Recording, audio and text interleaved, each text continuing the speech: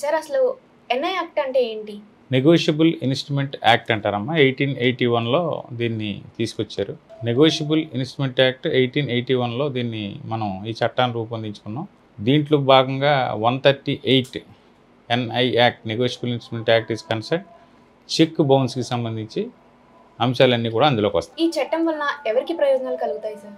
జనరల్గా ఈ చట్టం పూర్వకాలంలో డబ్బు తీసుకెళ్లాలంటే ఒక చోట నుంచి ఒక చోటకి మనం క్యాష్ రూపాయన నగదు ద్రవ్యం తీసుకెళ్ళివ్వడం, వాటి గురించి ఎన్నో ఇబ్బందులు పడి తీసుకెళ్ళటం, మధ్యలో దారి దోపిడీ జరగటం, ఇట్లన్నిటిని అవాయిడ్ చేయడం కోసం ఒక చెక్ రూపాయన మనం ట్రాన్సాక్షన్ చేయొచ్చు అని చెప్పి ప్రజలకు సౌలభ్యం కోసం ఈ చెక్ వ్యవస్థని తీసుకొచ్చారు.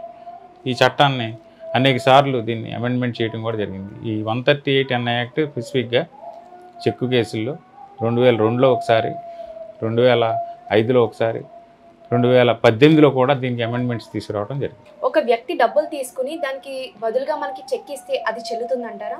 తప్పకుండా చెల్లుద్దమ్మా. అయితే డబ్బులు తీసుకున్నప్పుడు డబ్బులకి సంబంధించి ఏదైనా ప్రామిసరీ నోట్ రాసి దాని నిమిత్తం పార్ట్ పేమెంట్గా చెక్ ఇస్తే తప్పకుండా ఆ చెక్కు చెల్లుతుంది. ఎందుకంటే ఆ పార్ట్ పేమెంట్గా చెక్ ఇచ్చి అది బౌన్స్ అయితే ఆ ఇచ్చిన అతను, ఎవరైతే డబ్బులు ఇచ్చిన అతను కోర్టుకి వెళ్ళి నోటీసు ఇచ్చి చెక్ బౌన్స్ కేసు వేసే అవకాశం ఉంది. ఓకే సార్, ఇప్పుడు ఒక వ్యక్తికి నేను ఒక 50,000 నగదు ఇచ్చాను. ఆ వ్యక్తి నాకు 50,000కి బదులుగా చెక్ అనేది ఇచ్చారు. కానీ అతను బ్యాంకులో డబ్బులు లేని కారణంగా చెక్ అయితే బౌన్స్ అయింది. సో మనం ఎన్ఐ యాక్ట్ ద్వారా కేసు అనేది ఫైల్ చేయొచ్చు అంటారా?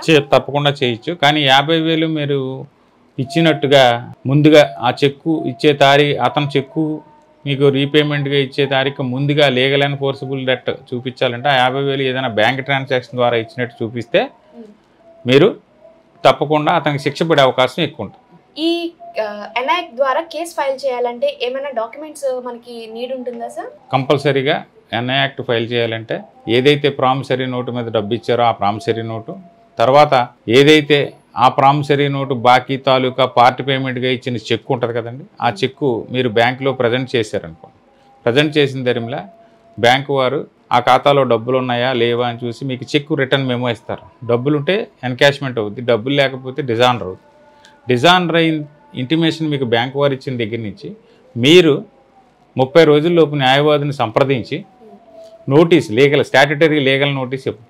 ఆ లీగల్ నోటీసులోనే అతనికి 15 రోజుల్లోపు ఈ చెక్ అమౌంట్ మాకు చెల్లించిన ఎడల మేము కోర్టు పరిముఖంగా మీ మీద కేసు వేస్తామని కూడా తెలియజేయాలి.